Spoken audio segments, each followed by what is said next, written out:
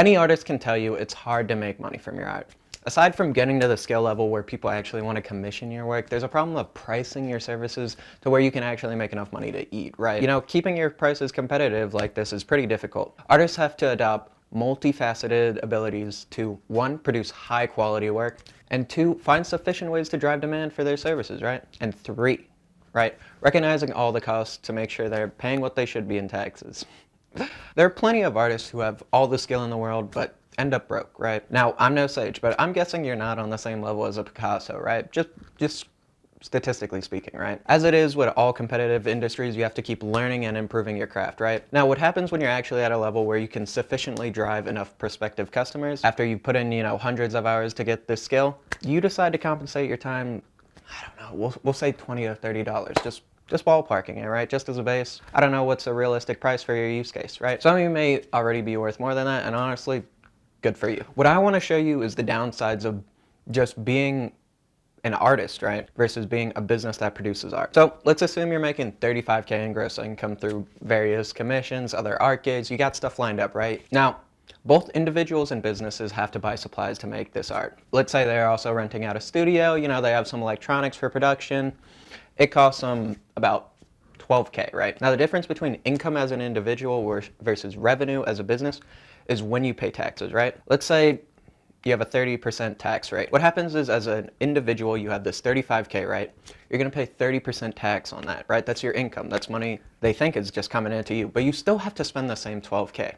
Now, for businesses, here's where it differs. As a business, this $35K is revenue. It's understood that you're not gonna keep all of the money that comes into the business, right? Some of it goes to, expenses. It's widely recognized, it's understood, right? So what happens is you take out this $12K and recognize it as an expense. Subtracting it from our revenue, this comes to our gross income, right? Now, this gross income is what we're gonna be paying taxes on. So we take our 30% out from here. And as you can see, our after taxes amount of money is higher, right? We call this our net income, right? This is just one example, but it only gets even more drastic.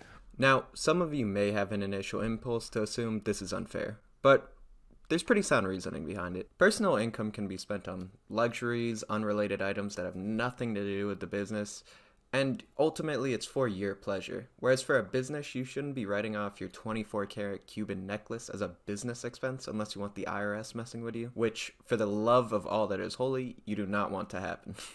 Now, there are many different business types you could form to get some of these tax benefits. These include, but are not limited to, sole proprietorships, partnerships, LLCs, and just regular corporations. I think you most likely want to look at an LLC or potentially an S-Corp because there are some protections against business debts as opposed to a sole proprietorship or a partnership in which the owners have full liability for business debts. However, in practice, a lot of the times to get loans as a LLC, especially as a small LLC, you may have to assign some responsibility for loans. But that's besides the point. The overall gist is that for proprietorships and partnerships, you and your business are virtually the same for tax purposes. However, as an LLC or a corporation, the corporate is a separate entity. Regular corporations get taxed a little differently, so I would talk to a professional about your specific situation. I realize I just dropped a lot of information on you, so let me distill it down for you. There are some tax savings that can be gained from forming a business as opposed to taxing it as personal income.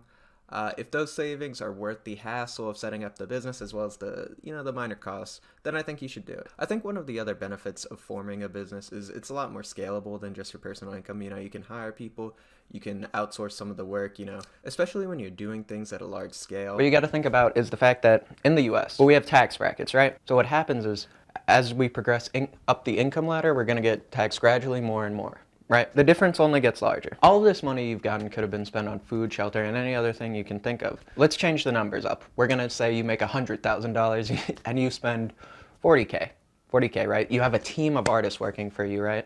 Part-time or something, and they help you with commissions. You're really pushing the product out. The difference just gets larger and larger. And if you really are aiming for success, I really think you should put up some upfront investment just to reduce your tax liability in the long term. It's 100% intentional, and you shouldn't be paying more than you have to. You're an artist, right? You're broke. I know this might seem foreign to you guys. It's a whole lot of accounting gibberish that you might not be the most familiar with, right? If you like the video, if you like the content, go ahead, like, comment, and subscribe. I greatly appreciate all of you. Peace out.